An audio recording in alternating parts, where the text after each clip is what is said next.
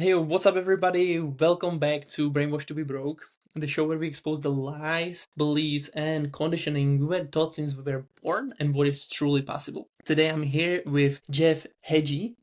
Is that the right way to introduce you? Heggie.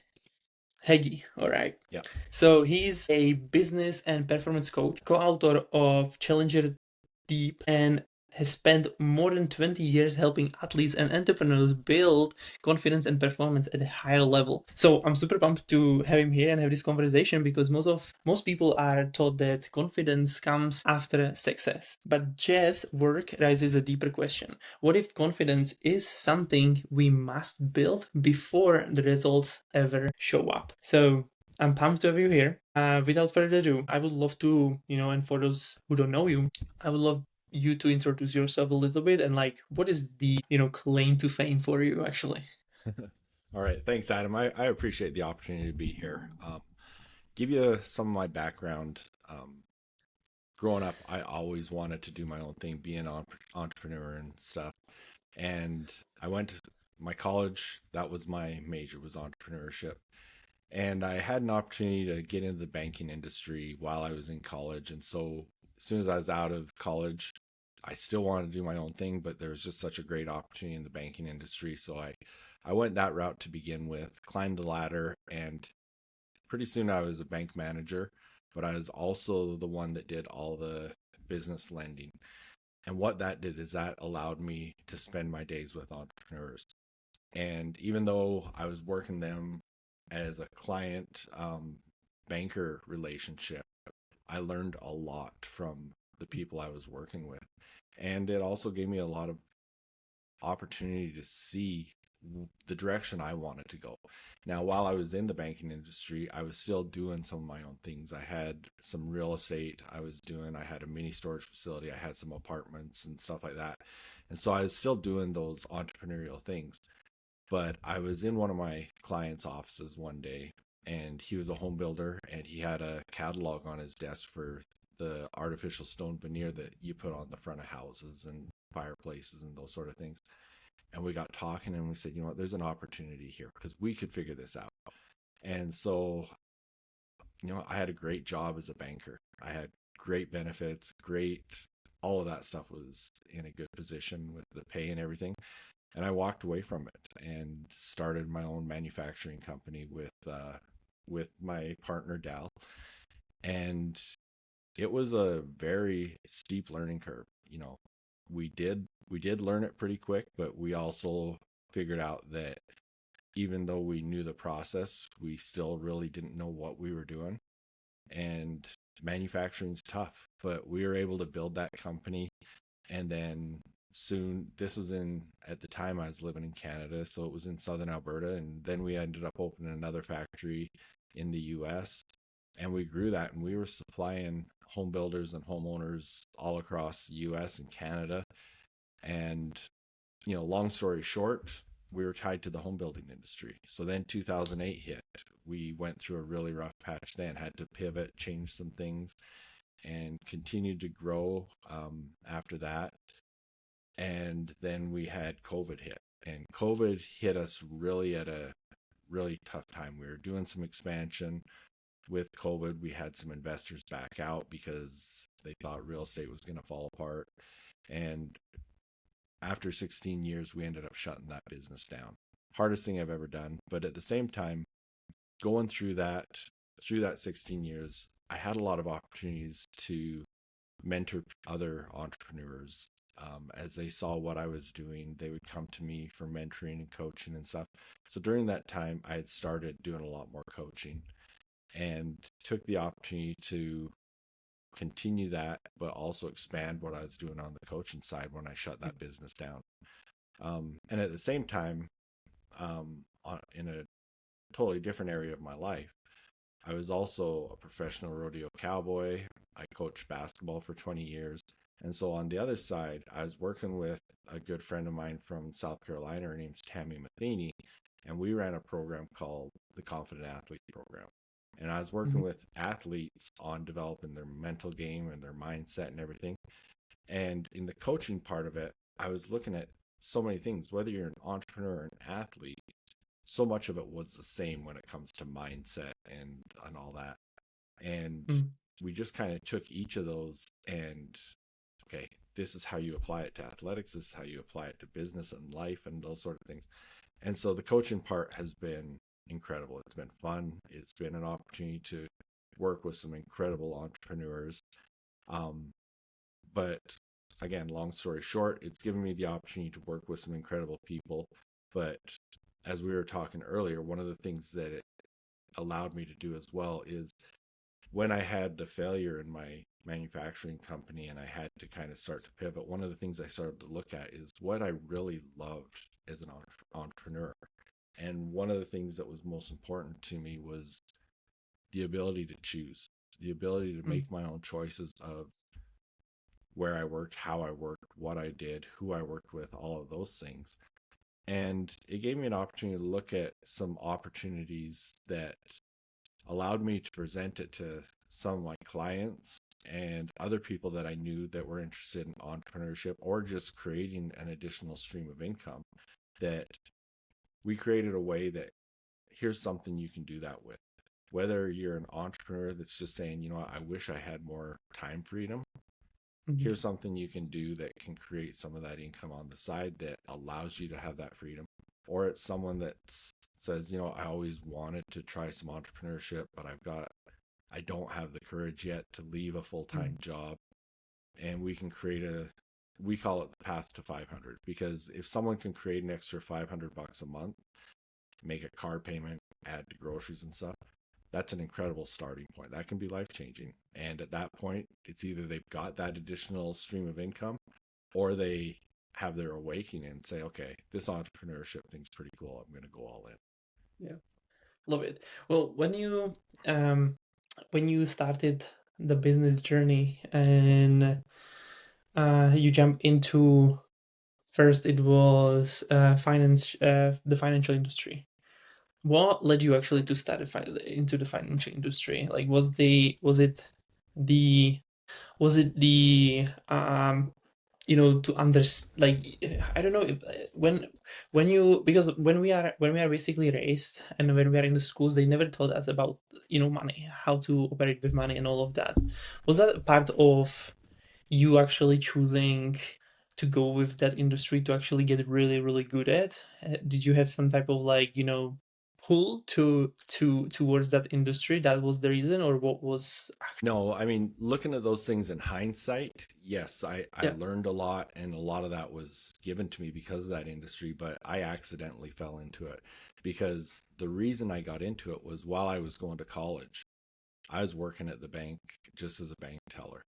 And Mm, what that did, at that time it was just a job while I was mm-hmm. going to school and stuff. Yep. But as I was working that job, I saw that there was opportunities in the banking industry.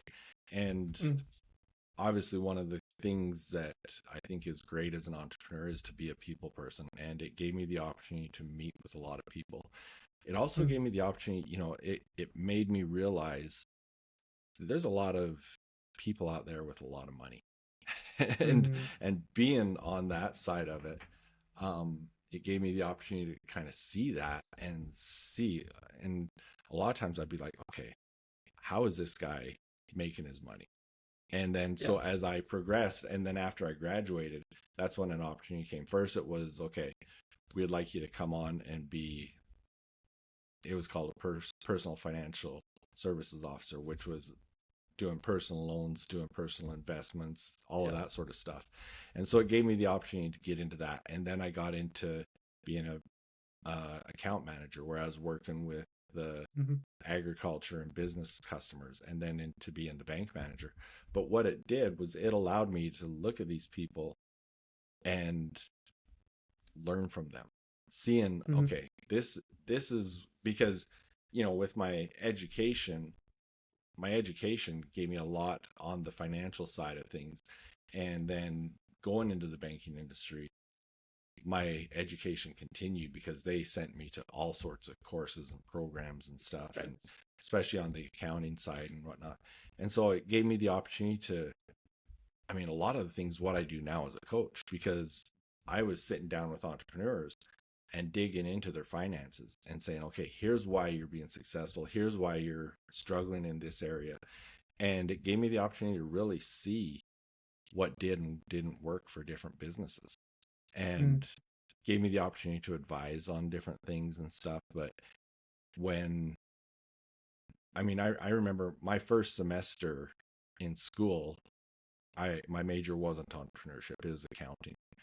mhm. And after a semester, I was like, there's no way I want to be an accountant. And that's when I shifted to entrepreneurship. But then I got into the banking industry, and basically I was doing a lot of accounting work at that time, going through the finances and stuff. But even though I wasn't drawn to the industry for those purposes. Once I got into it, the learning was incredible. I looked at it as an extension of my education because one, they were Mm, sending me for more and more education as I was there, mm. but it was live education because I was working with business people day in, day out and seeing what was and wasn't working. Yeah, this is all cool. Because this opportunity to actually being able to talk to successful entrepreneur and people who are actually, are wealthy and so on is like one of the greatest advantages that you probably could even get at the beginning because like most of the people are trying to completely like figure it out on their own and buying courses, studying books, and so on. And that's like this is like for sure that's a way to do so. But like the fastest way is literally talking to those people, right? Getting in around those people, having the real market, um, experience that what they do and how everything works. And that's like it's so great. It's so funny to me because like this is exactly what I do in here, actually, and like except that you basically being having a little bit different environment in that. So it's really interesting. So so that literally like brought you the idea. Okay, I'm going to become an entrepreneur because this is like I love the way that they are like living, also this money side of things. So there was like, oh my gosh, like this is completely different than being employed and listening everybody, what I can do, when I can go on toilet, where I can go on a vacation, and this type of shit that is happening there and everybody dictates to. um so right after you, if I remember right, you jump into real estate, right? Right. I was doing real estate while I was in the banking Okay. industry. Yes. Yeah. So, what brought you to real estate? And because like you stick with it for like pretty long time, right? Like 17 years or something, you said? So, so the manufacturing company that I started, I ran that for 16 years. 16 years. The real estate part Uh-huh. was probably, it was a little longer, and then when I moved to the US, I ended up selling my portfolio. But since then, I've got back into some real estate down here, Right. and so Right. it's more of a it's been a life game. Okay, what are your what are your thoughts on real estate? Do you believe like what do you believe about the like the you know this type of category of business? Because like there are like three categories kind of like when I'm looking at like different style of businesses, right? Because like you can have like you can have like you can invest, like you can be a trader, right? Or Yep. investor. Then you can be basically you can have like real estate like physical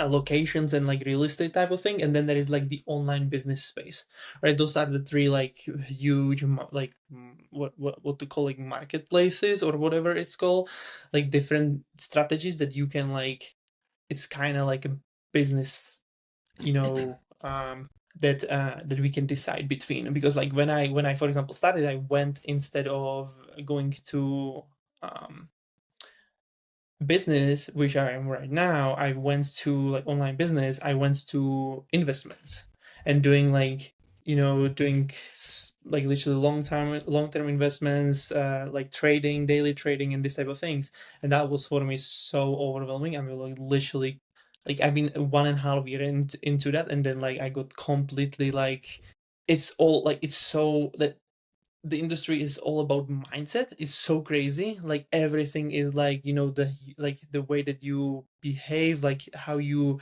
actually dealing with the risk and everything. Like it's so huge on like personal development and being really like aligned with what you like, how you're going to behave and operate in this type of environment.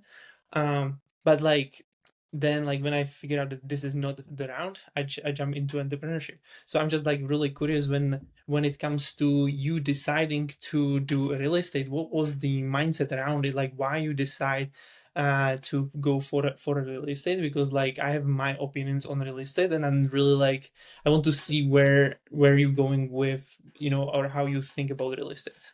I think real estate, I mean, even, you talk about the different segments, you get into real estate and there's a million different areas you can focus on. But I Yeah. think it is one of the best um, ways that you can create generational wealth.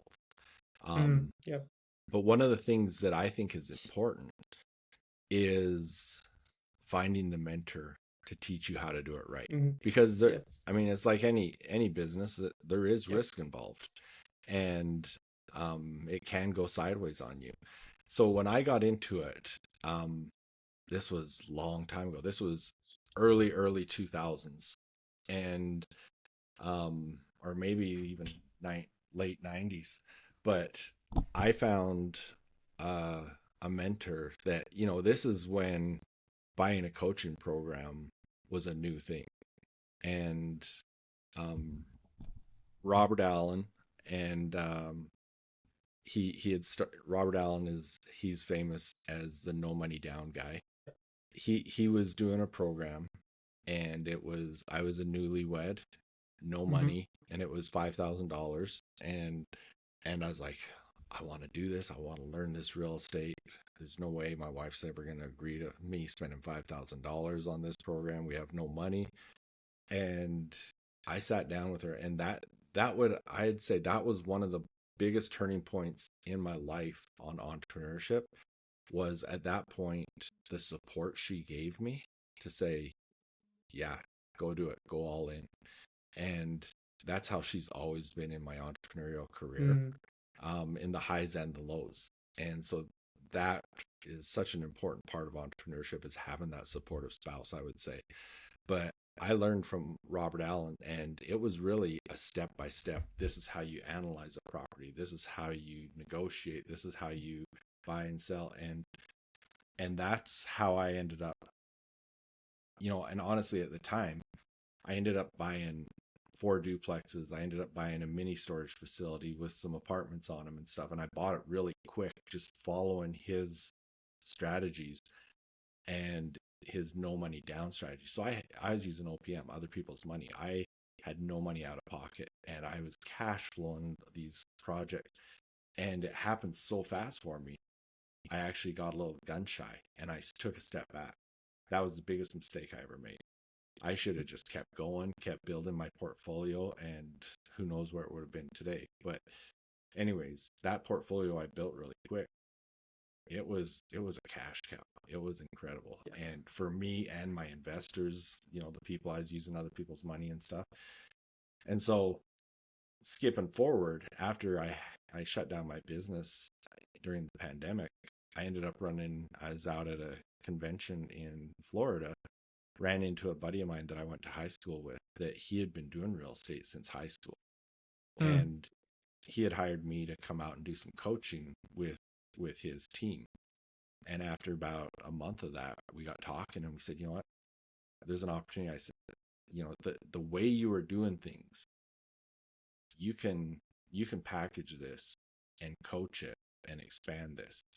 And mhm, so we did the same thing. We created a coaching program to teach people how to do it. But what we'd do is we would partner with them. And mhm, same thing, it took off. And so I would say someone looking to get into real estate, there's so much information out there. Um, Figure out what direction you want to go, and then find a great mentor and coach that will show you the way. Because I think that's your speed to success, is finding someone successful that can say, here's how you're going to do it. Back in in 2000 or whenever it was as a newlywed. 5,000 was an incredible amount of money at that time, that it was a big risk, but it was probably the best risk I ever took, because obviously it paid off in spades with my portfolio I built, but it also set me up for this entrepreneurial thing, because at the time I was still a banker, but it really set me up to realize, hey, yeah, making whatever my salary was at the bank, that was pretty cool, but having control of how I make that, and even at the time I was managing all my own properties, Mm. and for the time I put in versus what I was getting out of it, yeah, this entrepreneurial thing was, I was hooked. Are you still in in real estates even now? Like, are you building some type of portfolio from for example from the money that you make in the online space, like coaching and such? So right now, since I would say since about November, I haven't put a lot of focus in it. I do have some projects in Kansas City right now, but I haven't been growing that actively right now. But again, I was in a conversation with someone yesterday. He's got a really cool business for a vending machine business, and we were talking Hmm. about that, and we got into the real estate conversation, and we were talking about that, how the money he's flowing from that vending machine business, real estate is a great opportunity for him to start putting his money into. And even that, someone that, like, his thing was, he doesn't understand the real estate game. Hmm. One, you can get coached through it.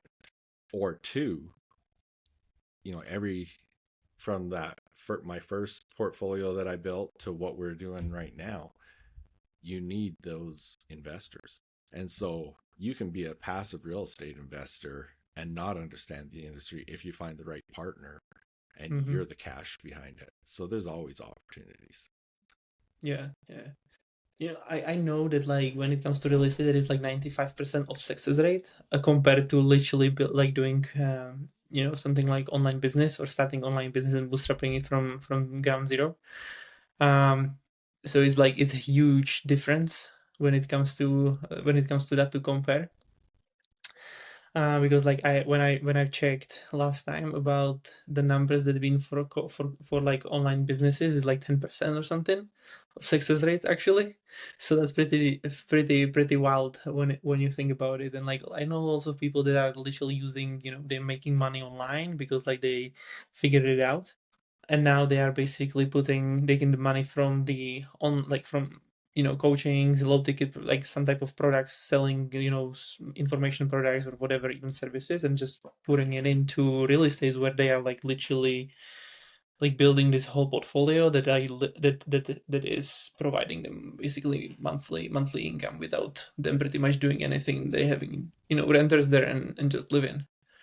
So that's pretty cool, and like that's how I even looking at it. But I believe that there are lots of things that I don't know about real estate because when you said and when you like you had your success with real estate to actually like starting building a portfolio even without you having any money, which is possible. You basically proved it.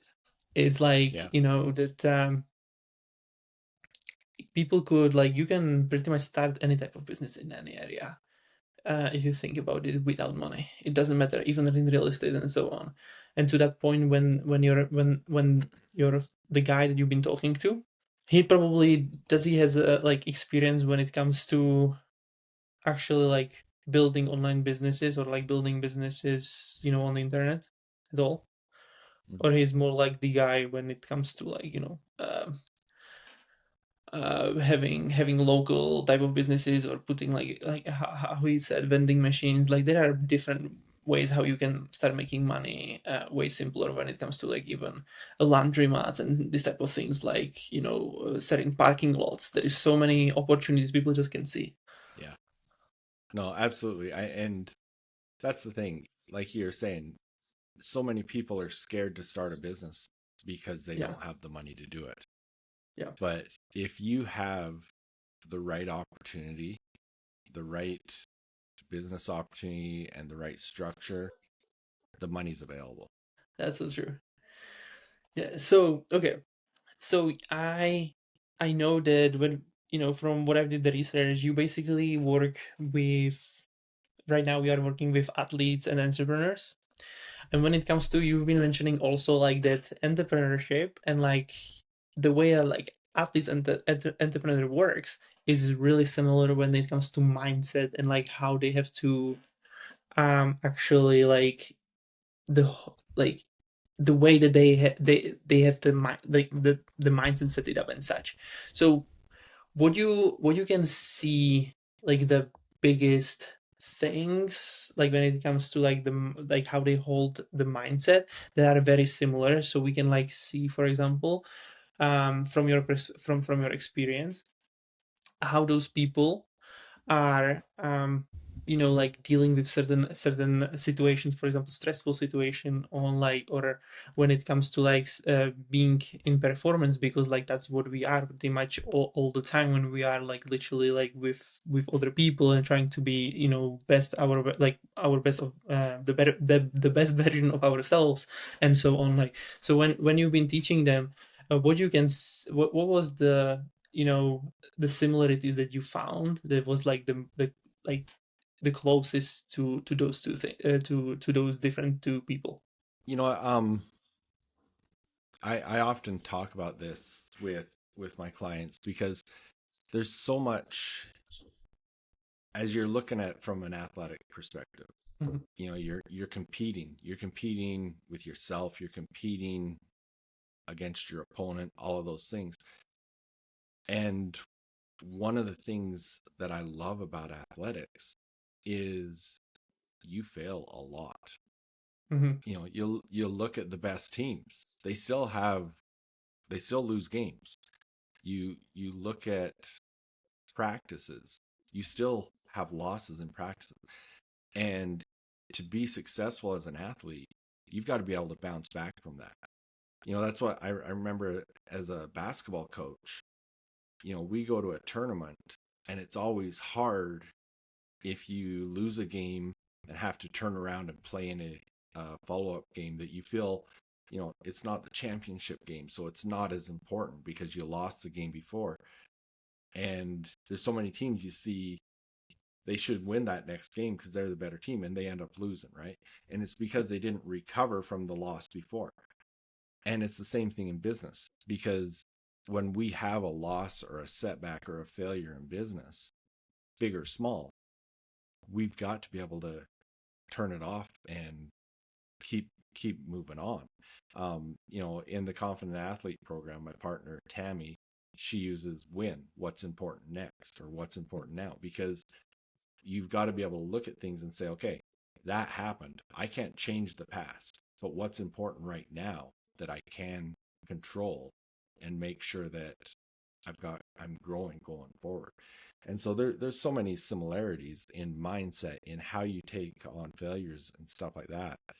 And you know, even with my athletes, because a lot of the athletes I work with are young, they're in high school and stuff, and I'm telling them, you know, I'm helping you with these things. I'm teaching you these things to help you as an athlete right now. But these are the same principles and tools and resources that you're going to use as an adult to be successful in whatever direction you go in life. Why have you decided to go for athletes? Actually, I'm just really curious. Because I've been an athlete all my life. um, so after, I mean, after I was done high school, in high school, you know, growing up, I played all the sports, basketball, football, hockey, rodeo. I was involved in a lot of different sports. And then after high school, my focus shifted to, I was rodeoing professionally. I was coaching basketball. And so I was involved in athletics in a lot of different ways. And then my kids growing up, you know, I was coaching my son's little league baseball team, his football team, his basketball team, all those different things. So I was always involved in athletics. And it was actually as a cowboy, I remember my brother gave me an article one time, and it was on using visualization. And that's when I really started seeing that, there's something to this mindset stuff. And then I started with my own basketball teams that I was coaching. A lot of the things I was teaching them, I started to make that connection that, hey, these are the same things I'm doing in business. But it was just an opportunity that I loved coaching. I loved being an athlete, and I wanted that to be something that I could extend. And I had an opportunity that when I kind of wrapped up my basketball coaching career, I still wanted to use a lot of things that I used with my athletes and share it with other athletes. And when I met Tammy, and she had um, written the book The Confident Athlete, and there's so many good things in there that I took from her and we're teaching my athletes. And we just decided, there's so many things that we are so aligned with. We can create a program for these athletes and really help them on their mental game. This is cool. So when it comes to those, high performers, what do you see that they often being taught about success, compared to actually like normal humans, how they operate differently, like when it comes to like succeeding and such. One of the things that I really like to look at is, I think we do look at success wrong sometimes, because we look at success and our goals and stuff as the end destination, and I think it's more of a byproduct, because Mm, Myron Golden talks about we have to be able to become the person that can do the thing. And I mhm. think that's one of the things I like to work with athletes on, is becoming the person that can do the thing that will help. The byproduct is going to be success. You're going to have a successful future career, all those things. But it's, just as an example, I had to take one of my vehicles and drop it off somewhere, and I needed someone to come pick me up. And so, just jokingly, and I said to my young son once, I was like, "Hey, Jamari, I need you to jump in the truck and meet me over here because I've got to take both of them." And, he looks at me like, "Are you crazy? I don't know how to drive." He hasn't become the person that can do that thing. But once we become the person that can do certain things, it really changes who we are. And so I think that's one of the things I like to focus on, is helping people become the person that can do the actions that will bring success.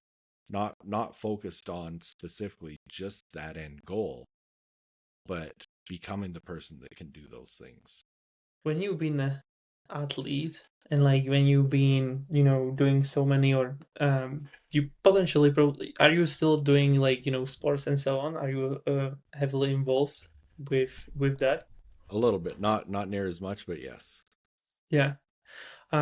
So like, what have you found behind doing sport, like for you personally? Why it was such a thing for you when it comes to, doing a sport, I love to compete. Um, right? I love to win, and being able to do something that, whether you win or not, you're competing to achieve those things.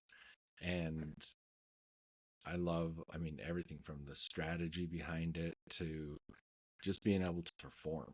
That's one of the things I loved about coaching was, one, I think playing as a let's look at basketball.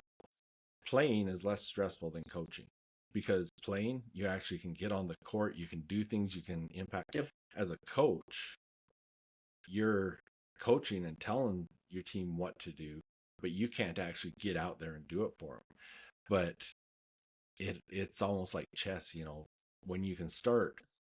Um, I mean, I remember coaching football and looking at it and saying, okay, you can figure out what the defense is doing, and so this is what we're. And as you see those things work and things happen, it's just fun, and just love competing at different levels and stuff. But I think the competition factor is what I love the most about it. You've been always that way, like, trying to compete with like and trying to win all the time, like in, since you've been born. Yeah, I had brothers, so it was always a competition. Yeah, yeah, that makes sense. How many brothers do you have actually? I've got an older brother and a younger brother, and it Okay. really, I mean, that's like another level of mentorship because I watched my older brother and he was successful in all that he was doing, and I watched him. He was an incredible basketball player, so I wanted to be a basketball player. He started to rodeo, and so I wanted to rodeo, and so I really fell and followed his footsteps a lot. And then after he started, when I started coaching basketball, it was as Hmm. his assistant. He started coaching, and then I came on as his assistant coach, and so it was, yeah, it was always competitive because you wanted to be like your brothers and compete with them, but it was also they were both really good mentors for me. Interesting. That's really cool actually. So you have a really good relationship with your brothers also, right? Probably like because like if it led you so much to follow their steps. Yeah, like I'm in, I have my younger brother, but we have never actually like had completely like we having a really good relationship, but we have never like followed the same path. Except the sport. Yeah, he was playing football, I was playing football a lot. But then school like basically and the dream of me being a football player, and then like when I had to start traveling like quite a bit, like few hours to school, and I had no time for actually training and such. So yeah, so I had to stop that, and he's still playing it even now. I found a way to business, so it's pretty fun actually to see how everything is completely shifted. So like your brothers, do they have this type of like mindset the same way as you? Like that you have very much like awareness of about like your life, that like you want to be the best version of yourself when it comes to like in financial side, physical side, like health side, and all of those things. Like because like um not everybody is by the same, right? They just like love to play. So I'm just curious Yeah. if they have this type of mindset, or you are unique in that area. No, they both definitely do, They in do. what they're doing there. And my younger brother, he still coaches basketball, and Okay. very competitive that way. Business wise, he's very great business minded and competitive that way. My older brother, and both of them, they're both still really physically active, in good shape, all that, take care of themselves. My older brother, he still rodeos. He still competes at that level, and so yeah, there's definitely that competitiveness with all of us.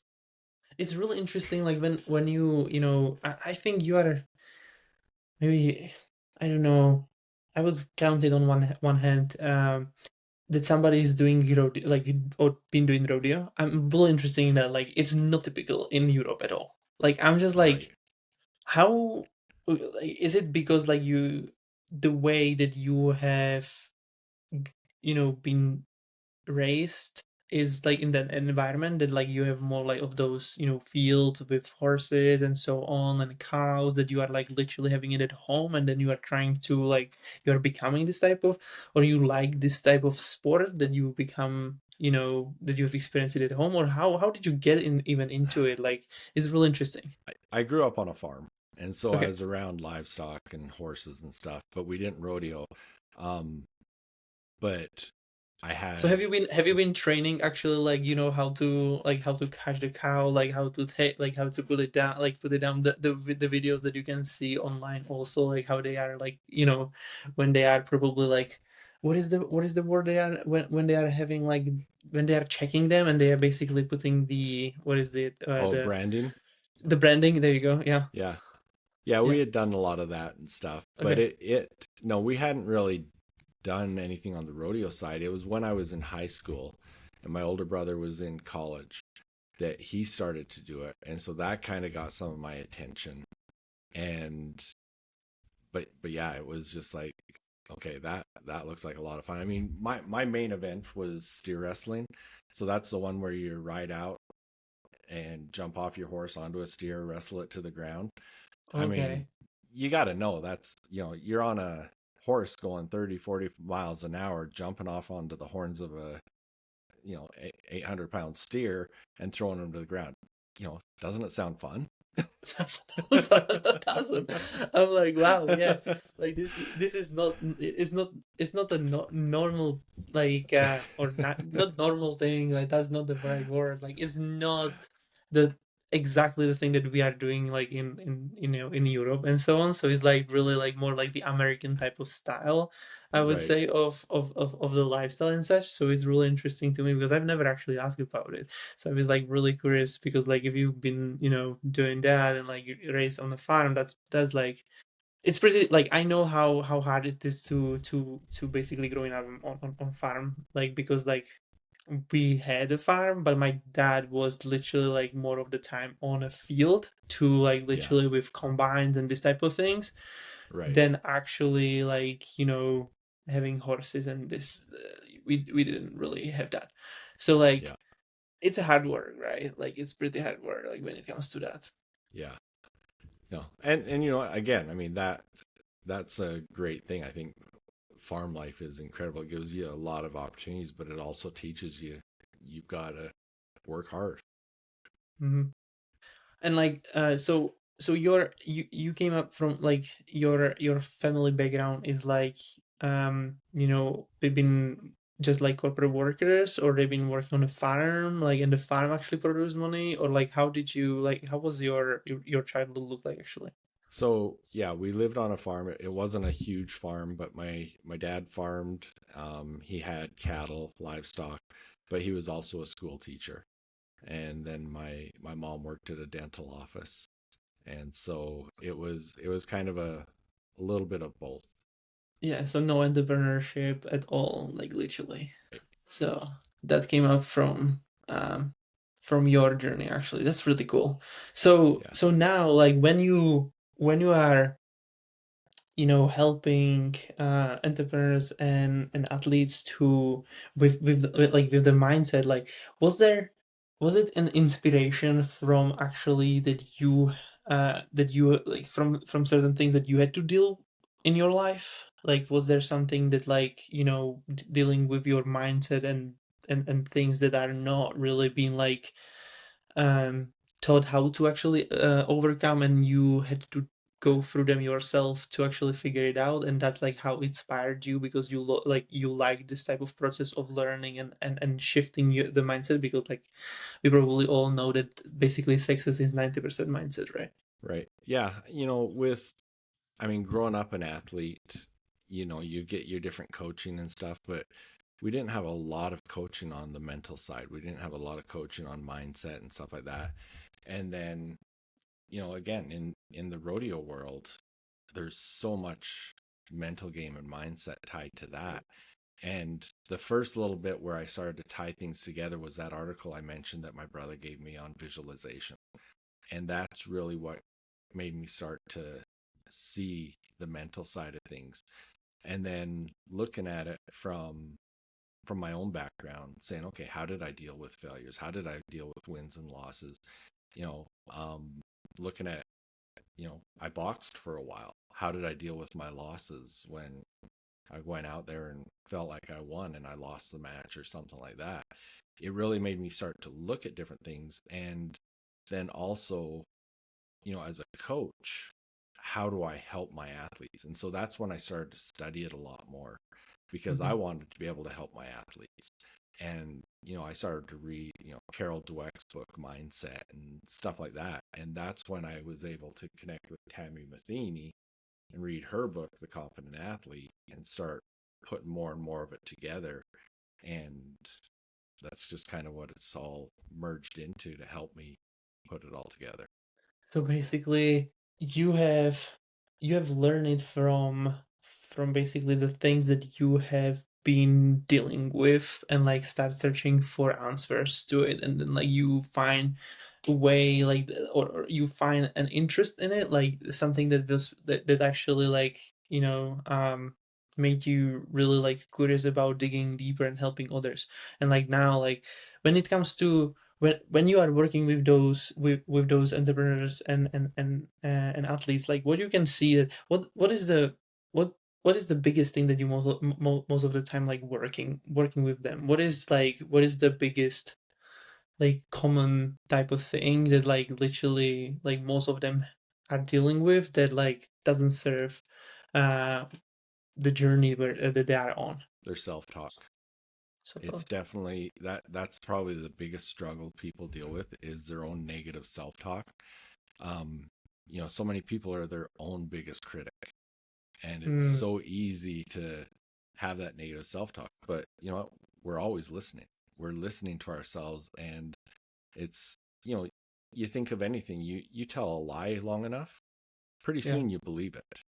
Oh yeah. And if you're always having that negative self-talk, if you're always beating yourself up, you're going to believe it.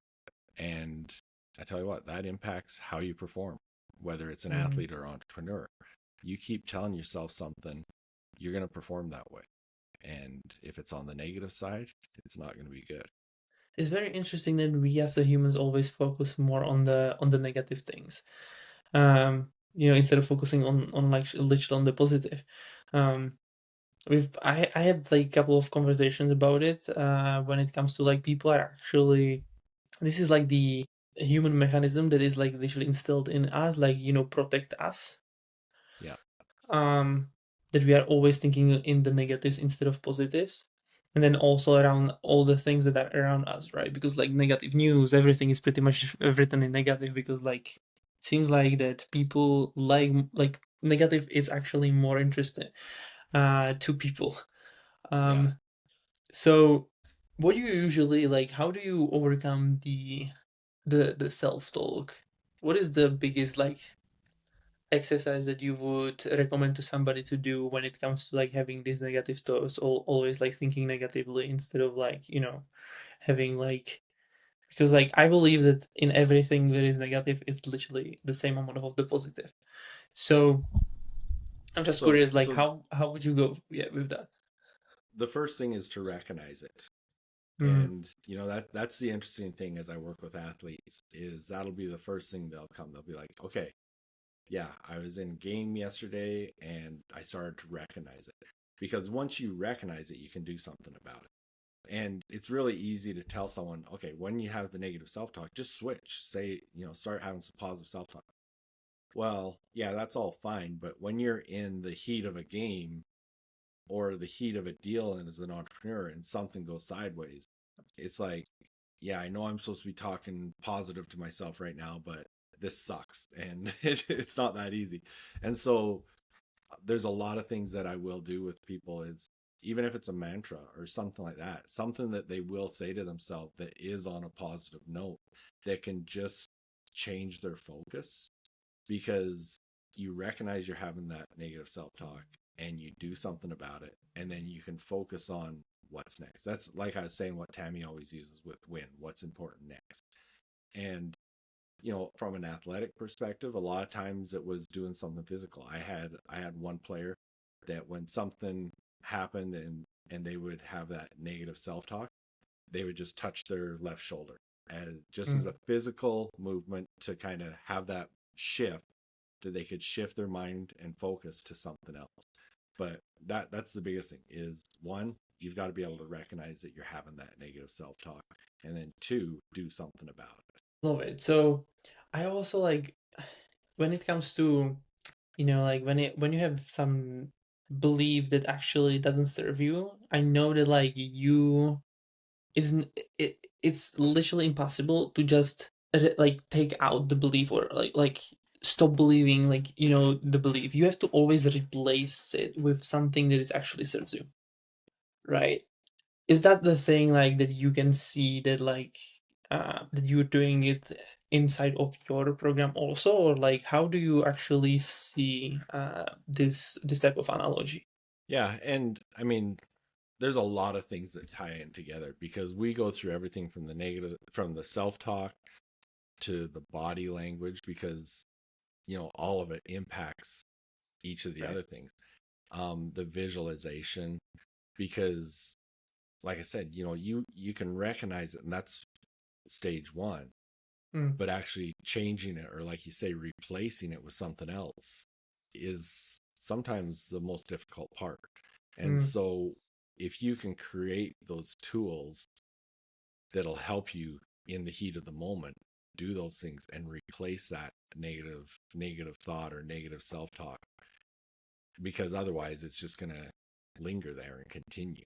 And so that's when we use, past performance, past situations where they can, look at those things as a replacement and change the focus. Because if you can change your focus away from that negativity to what's important next, from basketball, you miss a shot. Well, if you sulk all the way down the floor, you're probably going to end up missing your defensive assignment or get a mm, foul or something too. So you've got to change that focus so that you don't just compound the problem. mhm. I love it. Well, when it comes to now, like when people basically come to you and they trying to like for example get help with like they recognize that they have some type of problems, for example with managing their risks or like self-sabotaging themselves and like having this type of conversations inside of their head. Like what is like the first step that you take them through to actually like start seeing what is going on, like experiencing the way that you can like help them. Yeah. Well, I mean, a lot of it will look at, what is it that triggers it? And usually it's, again, them being really hard on themselves for a mistake or something like that. Yeah. And helping them to see, okay, that you've got to get to the point where when that happens, you've got to realize that you're not going to change that now. And Hmm. so what do we do that you can say, okay, I'm moving forward, I'm leaving that behind because I'm not going to change that, and if I don't leave it behind, it's only going to make things worse for everything going forward. So we really do look at, okay, what are the things that are triggering that negativity or triggering that problem, and then saying, okay, this is how we deal with it. So from now to the future, where are you heading with your, with the company that you are building? Like, what is the future vision? And like, even from, from your personal side and from the business side. You know, um, One of the things I do every day is I've got, I call it my mindset journal. And in there, I write out my top 5 goals every day, and I write out my why statement. And my personal why statement is that I want to live a life of abundant choice. And, that means a lot to me, more than what the words say to someone else. But of obviously abundance and choice. And the choice in there means the choice of just what I was talking about earlier is entrepreneurship. What I do, where I do it, who I do it with, all of those things. And for me, that brings in my family a lot. Being able to spend the time with my family, doing, I've got a lot of entrepreneurial things I'm doing with my family. And now that my kids are older, helping them with their journeys and stuff. And so, um, where I'm going with things, I'll always work with athletes to some degree. And so through the Confident Athlete program, we'll continue to do that. I love that.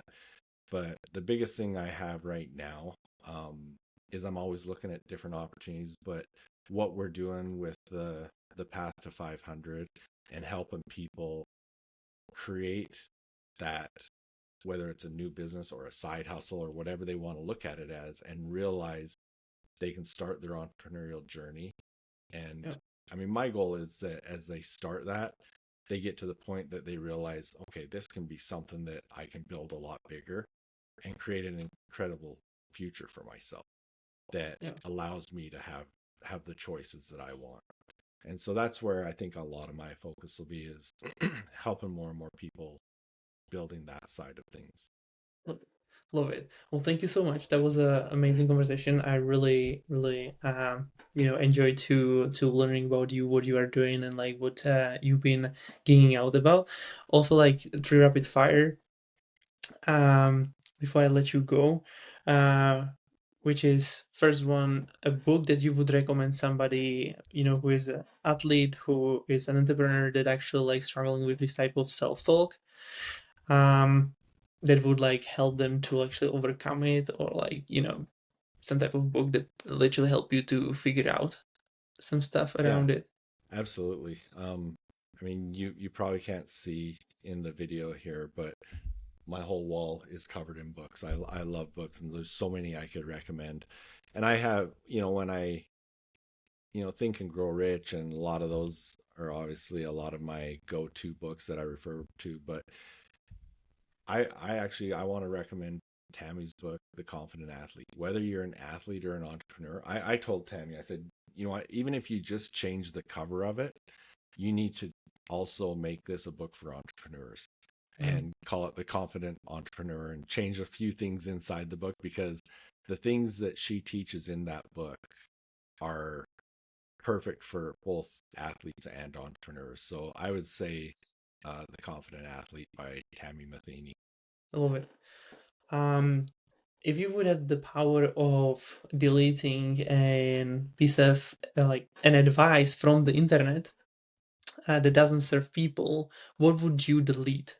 Say that delete a which An advice from the advice. internet that doesn't serve people. What would you delete? Well, honestly, I think I would say that would be pornography, because I think that eats a lot of people's brains and lives and takes you down a bad spiral. Yeah. I never had actually a talk about that. It's real interesting, like when it comes to I don't know what people are actually even looking for if they are, searching for this type of entertainment or whatever to call it. If that's like, have you ever thought about it? Like, have you even studied around it? Why people are actually looking at, like pornographies and such? I'm just like really curious about it now, like literally. I haven't, but I was in a conference once that they were talking about it, and it they were I and don't I can't really quote on this because I can't remember exactly how it Yeah. was saying, but they were saying it triggers the same things in your mind that cocaine does, and that's why it becomes so addicting. No, So that's crazy. yeah, Okay. And that makes lots of sense because like so many people is like addicted to pornography actually. yeah, yeah. That's insane. Wow. Okay. Okay, so the last question is if this would be your last interview you would ever done, what would be the message that you would love to leave behind you? I would say my last message was, um it ties into my why statement, that I want to live a life of abundant choice. You know, we we have the ability to choose how we live. You know, obviously we have our responsibilities and things we have to do, but I would say, people need to figure out how they can live that life so that they've got the ability to obviously support themselves and their families, but spend some time. You know, I look at my kids, they're all growing up now, and I'm like, did I did I give them the childhood they deserve? Did I spend the time with them? And that's one of the things I loved about being an entrepreneur. That I could be sitting here in my office working, and I remember one time it was my son calls me from the school and says, "Hey, I forgot to tell you I'm getting an award at school today. Mm-hmm. Could you come to the ceremony?" I'm like, when is it? Well, actually, it's in 15 minutes. And I'm like, yeah, I'll be there. Mm-hmm. And being able to do those things is just incredible. And that's, again, that's what I'm trying to do with the Path to 500, is help people realize that, it might take a lot of time to get this set up. It might be something you can set up quick, but you set up that life where you've got choices. I think that's what we're all trying for. Yeah, love it. Yeah, for sure. The freedom is it's just insane. Like when it comes to the values, like holding it's so crazy. Like I would do everything to be able to do like have a time freedom, financial freedom, like play like place freedom or how to call Yeah. it, like anything like literally because like it's insane like how people can just be okay with being, like programmed or believe certain things that they have to be working in this place. They cannot go anywhere else. Like the whole system design, like literally to kept us inside of this whole cubicle to just like keep working until you're 60, maybe then you retire if you survive and so on. Like it's freaking crazy to me. Yeah. Well, can I share a link? Oh yeah, sure. Yeah, so where people can find you to Yeah. to connect with you or um get some free So free resources or something that you are promoting right now. yeah, right now I'd love people to check out jeffhaggie.com/path to 500. And that is where they can learn more about what we're doing on that side of it. And then there's another one, jeffhaggie.com/habits, where Uh-huh. they can get a free masterclass that I do there on becoming your future self and get my mindset questions. Very cool. So everybody who's listening, go to check it out and thank you so much again, Jeff. It was a pleasure to have you here, and we'll see you guys in the next episode. Bye for now. Thanks, Adam.